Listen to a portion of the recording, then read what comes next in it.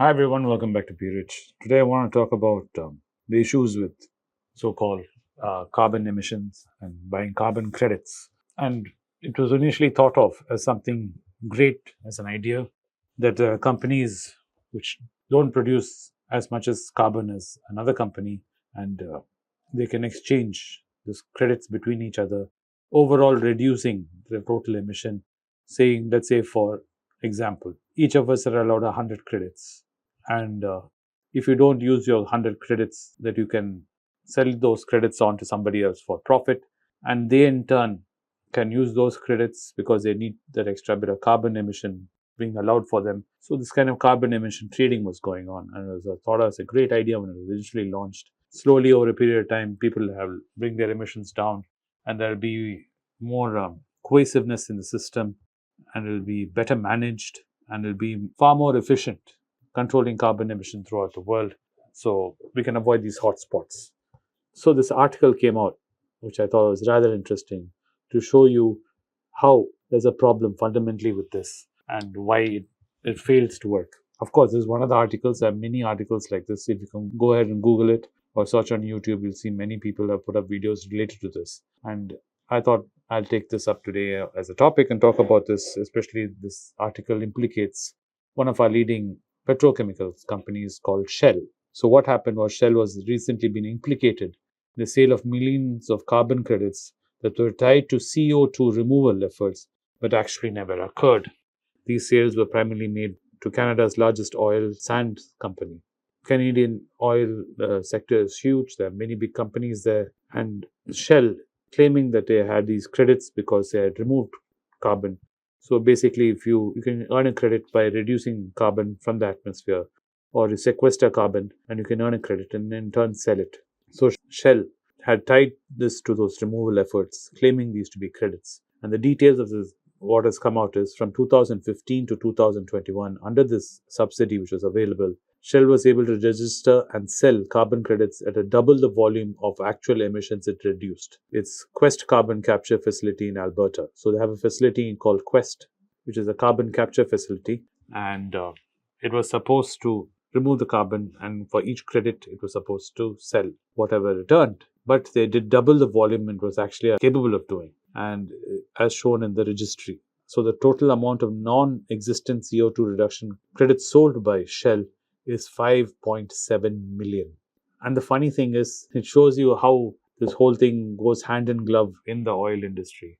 And the problem when we try to say we have to allow self-governance and government oversight should be there and everywhere nilly-willy, and we should keep government out of businesses and allow them to keep the red tape less, as they say. So this major buyers of this phantom credit were notably oil sand producers like Chevron, Canadian Natural Resources, ConocoPhillips, and Imperial Oil, and Suncor Energy.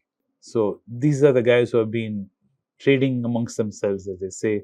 This one was creating phantom credits, and these guys needed some credits to show that whatever emissions they were doing, they had the requisite credits for it. So you can imagine one company has created a facility to sequester carbon and create the credits, and it was claiming to create more credits than it was possible. Then in turn, its friends who needed these credits to in their books to make sure they don't get into trouble and get fined, they were sold these phantom credits which didn't even exist. It sounds like a bit of crypto going on here. They were sold this, and these guys claimed it in their books and they wrote it all off. And this has been going on from 2015 to 2021.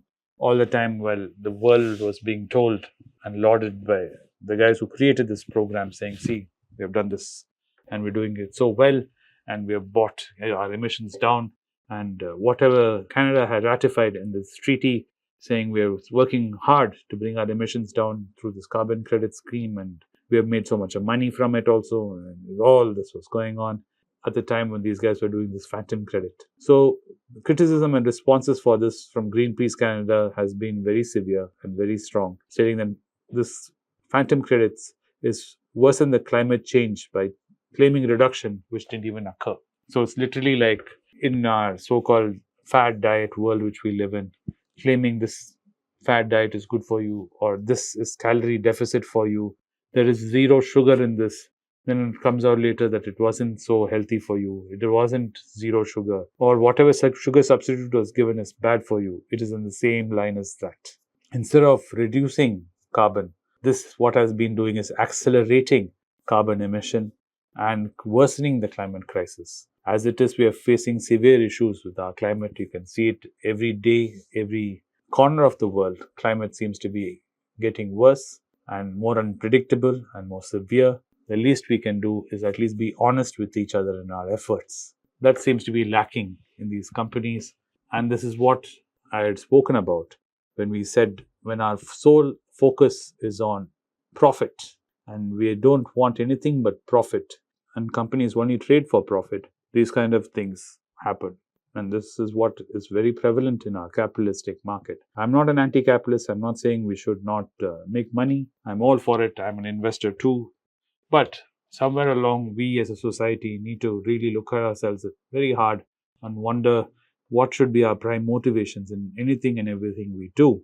Because we will not call this okay if we do this to our own children. For example, we demand that we should get, come rank first in class every single time, every single exam you should get 10 out of 10. We know that is an impossible thing, and we have experienced it personally when we were children, and we will definitely put this kind of pressure on children. Same way, expecting our companies which we invest into to blindly give profits seems to be crazy. And this was very apparent a few weeks back when Toyota stock prices were beaten. Shares were beaten for the simple reason the company came out and said they're taking some of their profits and reinvesting it into R&D for the next year so they can have a better business plan and better ideas going forward in the future. Investors were rather upset about it and started beating the share price because for a simple reason the company was investing in itself, in its own R&D, so they can make better future plans and deliver future profits on a later date. I'm not saying that we shouldn't need profit, but at the same time, we should be able to, as a society, as a world, look at giving a bit of a breather, a bit of a room for allowing this kind of situations to happen. And Shell defended its actions by emphasizing the importance of carbon capture technology in helping to decarbonize industries by unavoidable emissions, and called markets incentives to be realized its potential. So the Shell's way of dealing with this is to wishy-washy the whole thing and try to say, no, we did everything correct. You really don't know what you're talking about. While the Minister of Alberta, Environmental Ministers, claimed the credit scheme did not result in additional emissions to the industrial polluters. So government guys have also stood in line behind Shell because they don't want to lose business. They don't want to put their state into trouble. They immediately said, no, it's not as bad as you guys think. So if we don't even want to own up when things go wrong, where are we as a society going to be? So this is what I want to leave you as food for thought as an investor. You are youngsters, younger than me, and you're investing and you're living in this world, and you're going to live in this world longer than I will ever live it. So when you do decide to spend your capital, you do decide to invest your money, have that food of thought. Keep that in mind. Is the companies I'm investing in, are they really the kind of companies I want to be supporting? That's all I'm saying. I'm not here to judge. I'm not saying this is right or that is right. I'm asking you to think for yourself a little bit before you run for profit. It has to be a little bit more than just profit. That's all I wanted to share with you. Thanks for watching the video today, and I'll see you in the next one soon. Bye. It's a great privilege and honor that so many of you in thousands have subscribed to my channel and have supported me.